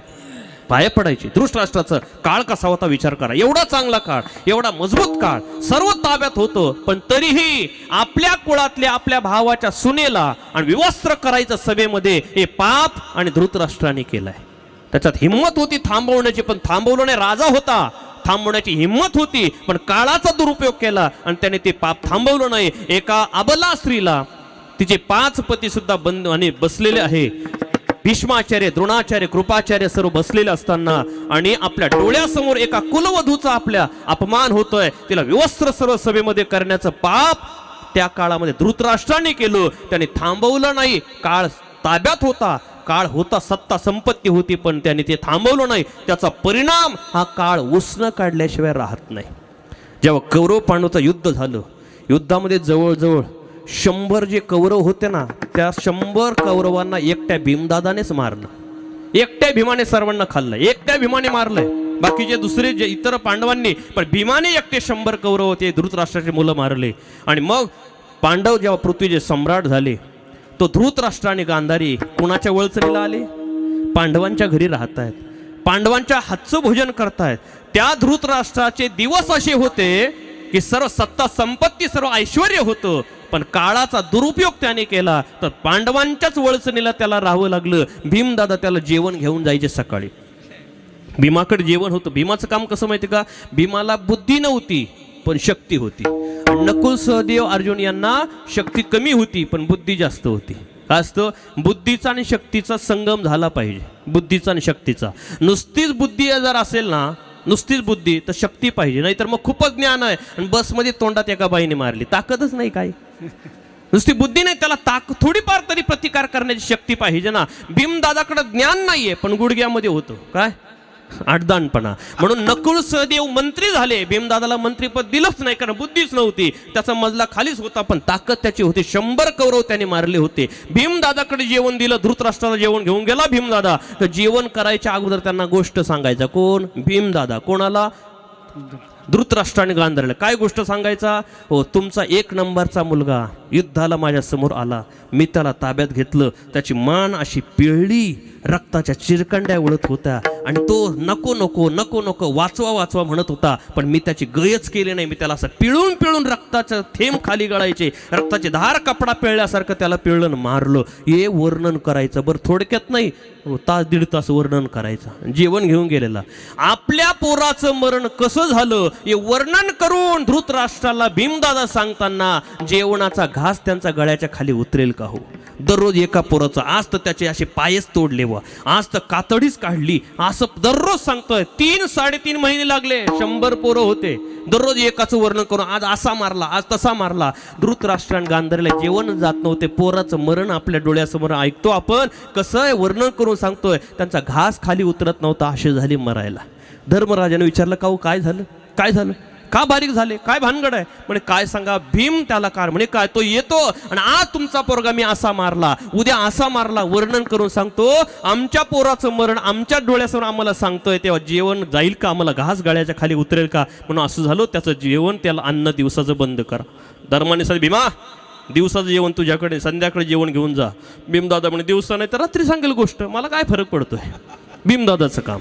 आणि पुढे चालवून विदुर काका तीर्थयात्रा करून जेव्हा आले, विदुर काकाने धृतराष्ट्राला थोडंसं फटकारलं. अरे काय म्हणावं तुम्हाला, कसं काय चाललंय? म्हणे बरं चाललं जेवण, भीमदादा देतोय, चांगले हे पांडव आमचं लक्ष देत आहेत. विदुर काकाने फटकारलं. काही लाज वाटते का स्वतःला?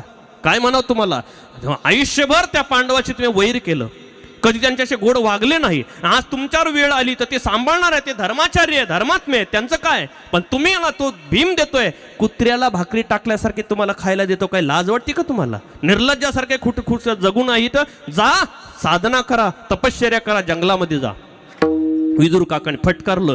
आणि त्या रात्री विदुर काकाने सांगितल्यामुळे त्याच रात्रीला आपल्या धृतराष्ट्र आणि गांधारी रात्रीच्या वेळेस निघाले, जंगलामध्ये गेले. घनदाट अरण्य, हरिद्वारला. आपण चंडिका माता पाहिली असेल, गेले असेल हरिद्वारला. त्या चंडिका माता मंदिर आहे तिथं, घनदाट अरण्य, तिथे गेले. भगवंताचं चिंतन करू लागले. एक दिवस आग्नी लागला, वनवा लागला, चारी बाजूने जंगल पेटलं. एक तर पहिलेच वृद्ध आणि आंधळे, जाणं कुठं आहे, त्याच जंगलामध्ये जळून भस्म झाले.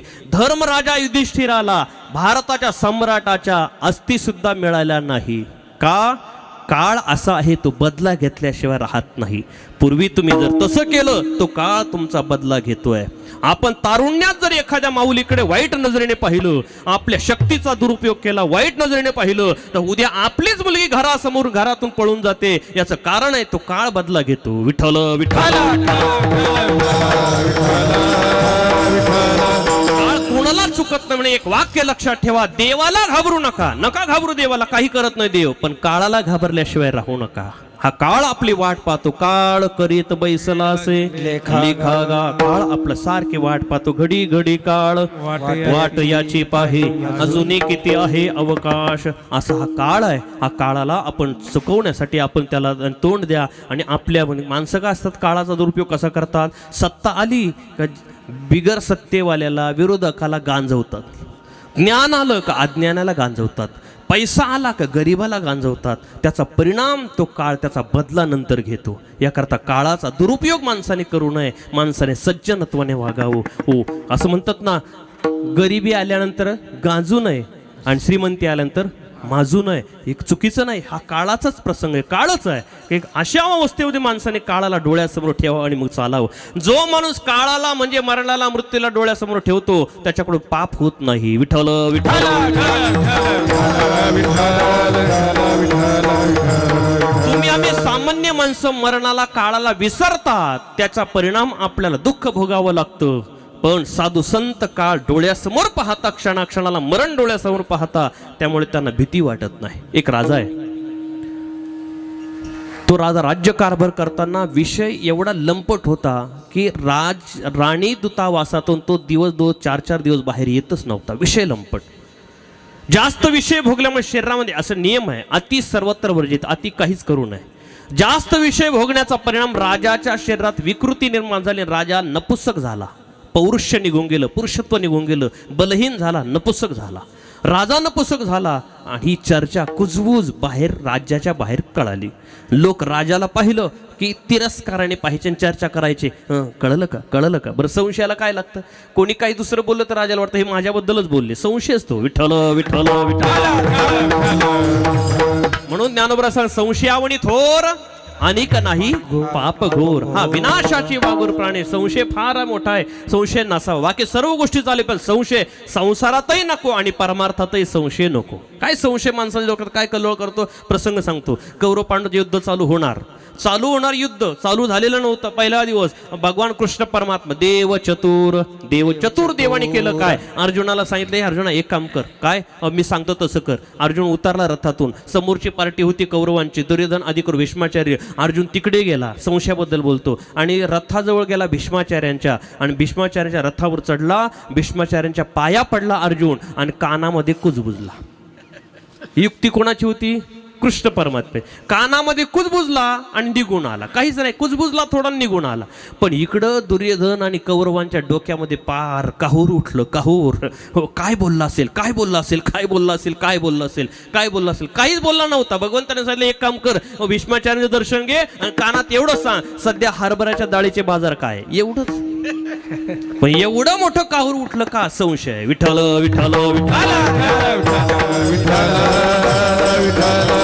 समाज तिरस्काराने पाहू लागला. राजा विचार करतो, जगून काहीच उपयोग नाही, आपण आत्महत्या करा, मरून जावं. पहाटे राजाने घोडा, अति वेगवान घोड्याचा आश्रय केला. मोठा दोर घेतला. राजा जंगलात गेला. उंच झाड पाहिलं. घोडा तिथं बांधला. झाडावर चढला. दोर बांधला. फाशी घेणार तेवढ्यात घंटेचा आवाज आला. राजाला वाटलं कुठेतरी मंदिर दिसतंय, घंटा दिसते, आश्रम दिसतोय. चला, मरायचं आहे, देवाच्या घरी जायचंच ना. जाता जाता दर्शन तरी करून जा. राजा शोधत गेला तर आश्रम होता. पर्णकुटी. बाहेर होमकुंड पेटलेलं होतं आणि एक साधू संन्याशी, अंगावर फक्त लंगोटी आणि अंगाला राख लावलेली, तो तिथं कौपिनवंत खलू भाग्यवंत बसलेला आहे. आपल्या मस्तीत आहे. हो, लेना ना देना मगन राहिना. आपल्या मस्तीत आहे. असो ऐसा कोठे आठवची नाही, देहीच विदेही बघू. अशा अवस्थेत साधू आहे. बसलेले असताना राजाजवळ गेला. दर्शन घेतलं. साधूने पाहिलं, हो अरे तू राजा दिसतोय. तुझ्या चेहऱ्यावरचे संकेत सांगता राजचिन्ह तुझ्या चेहऱ्यावर, तू राजा आहे. राजा, हो महाराज मी राजा आहे. साधूने सांगितलं, पण तुझा चेहरा सांगतो की तू काहीतरी देहाला दंड देण्याकरता आलेला दिसतो. विमनस्क अवस्थित का. हे बोलल्यावर राजाचा तर मनातला अंतकरणातला दुःखाचा बांधच फुटला. राजा धायमोकून रडू लागला. लोटांगण घेतलं साधू महाराज. महाराज, हो तुम्ही बरोबर ओळखलं महाराज, मी मरायलाच आलोय. मी राजा आहे, मरायला आलोय. अरे काय कारण आहे. सांगितलं, मी जास्त विषय भोगल्यामुळे माझ्या शरीरातला विषय निघून गेले, विकार आले आणि काम भावना निघून गेली, मला नपुसकत्व प्राप्त झालं, सर्व जग मला थू थू करतंय, छी करतंय, म्हणून मी मरण्यासाठी आलोय. साधूने सांगितलं एवढंच ना, थांब राजा. यज्ञ पेटलेला होता, धुनी होती, त्यातली मुठभर राख त्या साधूने उचलली राजाच्या समोर आणि एका हातात मुठभर उचलून दुसऱ्या हातातल्या त्या राखेतली एक चिमूटभर राजाच्या हातावर ठेवली. सांगितलं राजा हे खा, तुझं काम होईल. राजाने ते चिमटीभर आणि राख साधूच्या समोर खाली आणि राजाच्या समोर साधूने मुठभर राख खाल्ली. राजा घरी आला. रात्रीतून राजाच्या शरीरामध्ये काम भाव उत्पन्न झाला. राजा बेफाम झाला आणि सकाळी सकाळी राजाच्या मनात आला, अरे एक चिमूटभर राख दिली तर मी एवढा कामोत्पन्न बेफाम झालो, माझ्यासमोर त्या साधूने मुठभर खाली, त्या साधूचं काय होत असेल. आता हे विचार करायची गरज आहे का?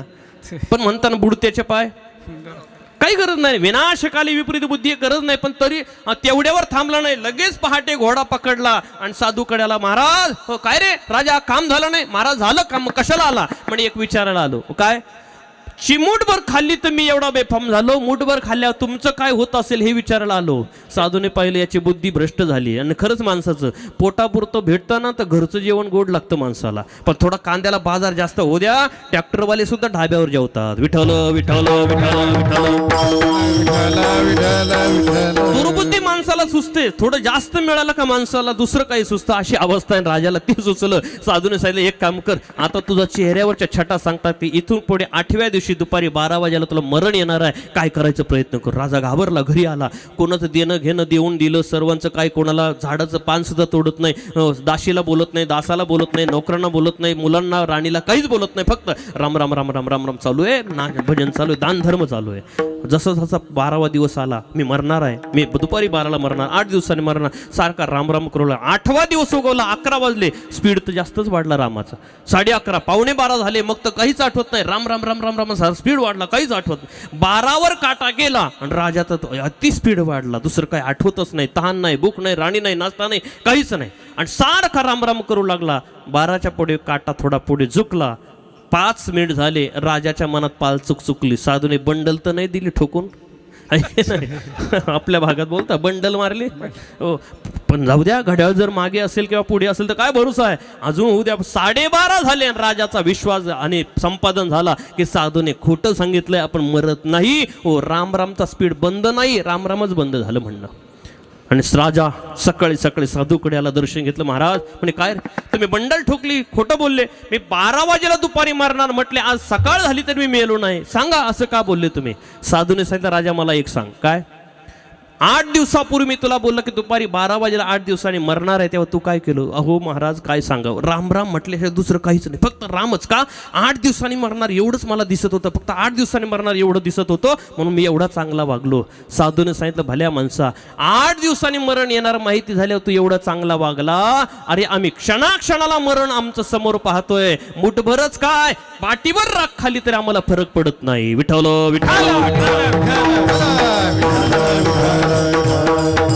काळाला विसरू नका, काळ प्रत्येकाला घ्यायला येणार आहे. कुणी असेल काचेचा बंगल्यात राहा, झेड सुरक्षित राहा, कसे राहा. हो आपण च्यवनप्राश खा, नाही तर सुवर्ण भस्म खा, शिलाजित खा, आपल्याला एक ना एक दिवस तो काळ घेऊन येणार, घेऊन जाणार आहे. असा हा काळ आहे. आता काळ करीत बैसला असेल लेखा गा. मग महाराज मी काय केलं पाहिजे. काही नाही, तुम्ही त्या रामाचं भजन राम राम स्मराधी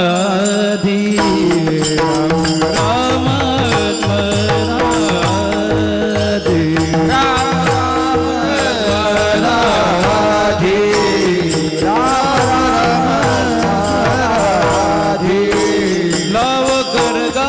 गाला मूळ बंदी, लाव कर गाठ गाला मूळ बंदी, लाव कर गाठ गाला मूळ बंदी, लाव कर गाठ गाला मूळ बंदी, गाणं घ्यावो बाजी, गाणं घ्यावो बाजी, साता बाबू यावो बाजी,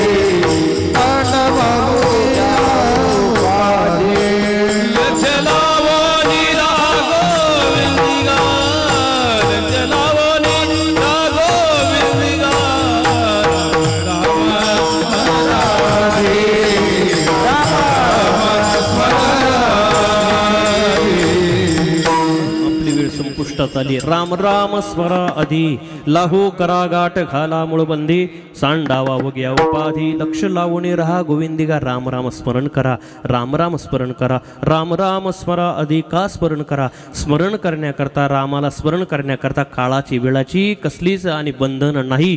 आपण इतर ठिकाणी अधिकार लागतो, पण स्मरण करायला अधिकाराची गरज नाही. इतर काही साधना करायची परमार्थाची संसाराची अधिकार लागतो, स्मरणाला अधिकाराची गरज नाही. स्मरणाला अधिकार लागत नाही. उदाहरण योग करायचं असताना साधन अधिकार लागतो, संसारात अधिकार लागतो. एखाद्याला पहिल्याच वेळेस मतदानाचा अधिकार बजावायचा असेल तर त्याला काय अधिकार लागतो?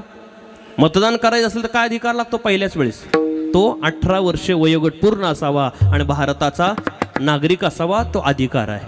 लग्न करायचं असेल तरी अधिकार आहे. मुलाचं वय 21 वर्ष आणि मुलीचं वय 18 वर्ष अधिकार असावा तर, आणि संसारामध्ये अधिकार आहे. परमार्थाचा योग करायचा अधिकार, जप करायचा, तप करायचा, ध्यान करायचं, दान करायचा अधिकार आहे. पण भगवंताचं स्मरण करायचं अधिकाराची गरज नाही. कोणी स्मरण करू शकतं. तुम्ही बसलेले, तुम्हाला जर असं वाटलं आपलं अमेरिकेचं स्मरण करावं, इथं काही बंधन आहे का? आपोआप स्मरतं तात्काळ. तसं रामाचं स्मरण करण्याकरता बंधन नाही. आपण रामाचं स्मरण कधीही करू शकता तात्काळ, त्याला बंधन नाही. त्याला कसली देशकाल वस्तूची काही भेद नाही. तेव्हा राम राम स्मरा आधी, आधी म्हणजे आत्ता. राम राम स्मरा आधी. काय करा? लाहो करा म्हणजे त्वरा करा. लाहो करा गाठ घाला मुळबंदी. ब्रह्मस्वरूपाला, परमात्मा स्वरूपाला आपण अधिष्ठानाला आणि गाठ घाला, अर्थात त्याच्याशी दृढ राहा. गाठ घाला मुळबंदी, सांडा वावो घ्या उपाधी. परमात्मा चरण सोडून, परमात्मा नामस्मरण सोडून बाकीच्या उपाधी सांडा वावो घ्या उपाधी. आपलं ध्येय, आपलं टार्गेट, आपलं लक्ष लावून राहा गोविंदिगा. याकरता राम राम स्मराधी. कारण बाबा अल्पायुष्य मानव देह, शतगणिले ते अर्धरात्र काय, मध्ये बालत्व पीडा रोगक्षय, काय भजनासे उरले ते पाहेगा. आयुष्य थोडं आहे आणि त्यातही त्याचा भरोसा नाही, क्षणभंगूर नाही भरवसा. भारे सावध तुडा माया आशा, काही न चले मग गाळा पडेल फासा. पुढे हुशार थोर आहे, सावध राहा, हुशार व्हा, थोर आहे वळसागा. वळसाय जन्म मरणाचा 84 लक्ष योनीचा वळसाय. और तो चुकवायचा असेल तर राम राम स्मरा आधी. यासाठी काय करा? काही थोडा बहुत लागपाठ करा. भक्ती भाव धारा बळकट, तन मन ध्यान द्या लावून नीट. जरी करणे असेल गोड शेवट गा. याकरता राम राम स्मरा आधी. एवढं सांगूनही जरी आपलं दुर्लक्ष आहे हे पाहिलं आणि वासुदेव असलेले कान्होबा महाराज सांगू लागले, बाबा हो आता तुम्हाला हात जोडून सांगतो, विनवणी करून सांगतो, मला दुसरं तुमच्याकडून काही देऊ नका, फक्त एकच दान द्या की तुम्ही सर्वांनी राम म्हणा अभंगाच्या शेवट. विनवितो सकळ जना, विनवितो सकळ जना, विनवितो सकळ जना, विनवितो सकळ जना.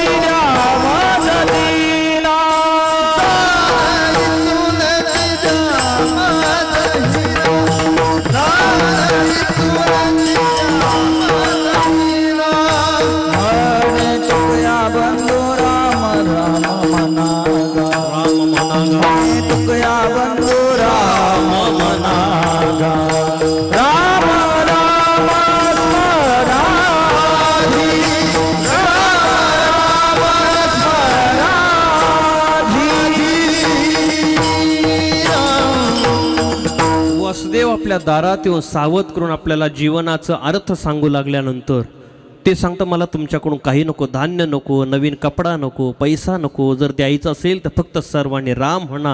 एवढंच दान मला, एवढंच इतुले द्या मज दिना. मी दीन आहे, मला मागायचं आहे, तुमच्या दारात आलो, मला एवढंच दान द्या. विनवणी करून सांगू. विनवितो सकळ जना, कर जोडणे थोरा. विनवणी कधी करावी लागते माणसाला? मी एक 5 मिनिटामध्ये सेवा पूर्ण करतो. विठोबा रखुमाये, विठोबा रखुमाये, विठोबा रखुमाये. मुबारक माई मुबारक माई मुबारक माई मुबारक माई मुबारक माई मुबारक माई मुबारक माई मुबारक माई मुबारक माई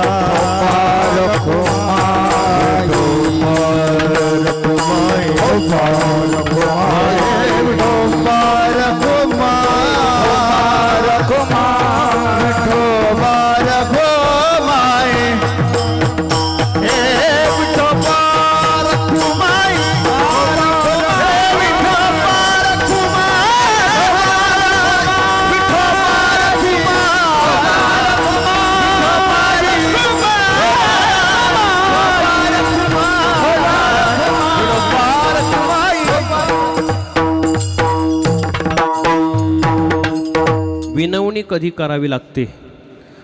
सरळ सांगून साम दाम दंड भेदाचा वापर करून जेव्हा मनुष्य ऐकत नाही शेवटी विनवणी करावी लागते. एका माणसाचा पोरगा एवढा वात्रट होता, इकडं लक्ष द्या, एवढा वात्रट नुसतं काहीतरी गाराने आणायचं दररोज, वाईट वागू लागला. गल्लीतल्या लोकांनी बापाला कानामध्ये सांगितलं, हो ही पोरगं चांगलं वागत नाही, लक्ष द्या, हाताच्या बाहेर केस गेली ना तर तुम्हाला पश्चाताप होईल, ऐका. बापाने समजून घेतलं शेजारच्यांनी सांगितलेलं आणि त्याला घरात बोलवलं आणि 2-3 फटके त्याला मारले. बावळटपणा करतो, मूर्ख आहे, कळत नाही, 2-3 फटके मारले. बापाला वाटतं जाईल पोरगा आता सुधरेल. बापाने त्याला सोडलं 2-3 फटक्यामध्ये. सोडल्यानंतर 8-10 दिवसामध्ये शेजार पाजारचे लोक सांगू लागले, हो पहिलं तरी बरं होतं, आता तो फारच त्याचे बिघडलं बुवा, आता फारच पोरगं वात्रटपणा करू लागलं, बिघडलं.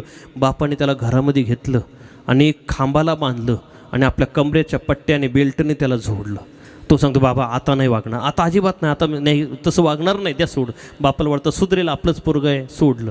सोडल्यानंतर 8-15 दिवसात तर त्याच्या डबल अजून वाईटपणा करू लागलं, अजून तसं वागू लागलं, मोकारसारखं वागू लागलं, त्रास देऊ लागलं, काय गाराने आणू लागलं. गावातले लोक सांगू लागले, हो गल्लीला नाही अख्ख्या गावाल्याने सळून ठेवलं, काय पोरगं आहे का काय. बापाला वाईट वाटलं, घरामध्ये घेतलं.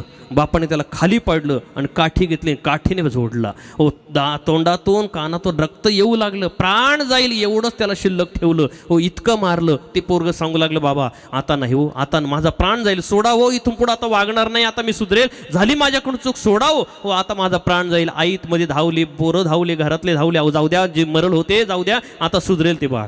बापाने त्याला सोडलं.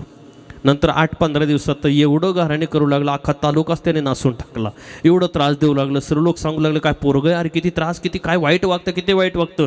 शेवटी बापाने काय करावं, बापाने त्याला हाताला धरलं, घरात आणलं, खुर्ची घेतली, खुर्चीवर बसवलं, त्याला खुर्चीत बसवलं. बाप खाली बसला आणि हात जोडून सांगितलं, अरे माझ्या बाबा आता तरी सुधर. आलं लक्षात? होई जसं आहे ना तसं सर्व सांगून दे अल्प आहे, क्षणभंगूर आहे, रामराम म्हणा, तरी आपलं दुर्लक्ष असेल तर हात जोडून सांगू लागलं, विनवितो सकळ जना, कर जोडोने थोरा लहाना, दान इतुले द्या मजदिना, म्हणे तुक्या बंधू राम म्हणा गा, राम राम स्मरा आधी लाहो करा गाठ घाला मुळबंदी, सांडावा ओग्या उपाधी, लक्ष लावून राहा गोविंदिगा. अभंगाचा अल्पशा वेळेमध्ये काही अंशाने विचार करण्याचा प्रयत्न केला. झालेली सेवा भगवंताच्या चरणी समर्पण करून सेवेला पुरेराम. ज्यांच्या निमित्ताने, ज्यांच्या दशक्रियेच्या निमित्ताने, पिंडदानाच्या अर्थात जलदान तिलदानाच्या निमित्ताने आपण आलो, असे कैलासवासी त्र्यंबक रामा काळे त्र्यंबक बाबांच्या दशक्रियेच्या निमित्ताने आपण आलो. त्यांच्या पाठीमागे धर्मपत्नी आहे, भाऊ आहे, पुतणे आहे आणि सुदाम भाऊ एक त्यांचा मुलगा आहे, असा हा परिवार आहे. तेव्हा बाबांना भावपूर्ण आदरांजली या कीर्तनाच्या द्वारे देऊया. आपण सर्व मंडळी या काळे परिवाराच्या दुःखामध्ये सहभागी झालात. बाबांना आपल्या अंतःकरणातला भाव व्यक्त करून हे पुण्य बाबांना लाभो, त्यांचा अनंताचा प्रवास सुखाचा हो. सर्व ही महाराज मंडळींनी योग्य सहकार्य केलं. साऊंड सिस्टमवाले, व्हिडिओ शूटिंगवाले सर्वांनी सहकार्य केलं सुंदर असे, आणि साथ या ठिकाणी सर्वांनी केली. त्याबद्दल सर्वांना काळी परिवारातर्फे द्यावे तेवढे धन्यवाद. थोडेच आहे. झालेली सेवा प्रभूचरणी समर्पण. ज्ञानेश्वर माऊली ज्ञानराज माऊली ज्ञानेश्वर माऊली ज्ञानेश्वर माऊली ज्ञानराज माऊली ज्ञानेश्वर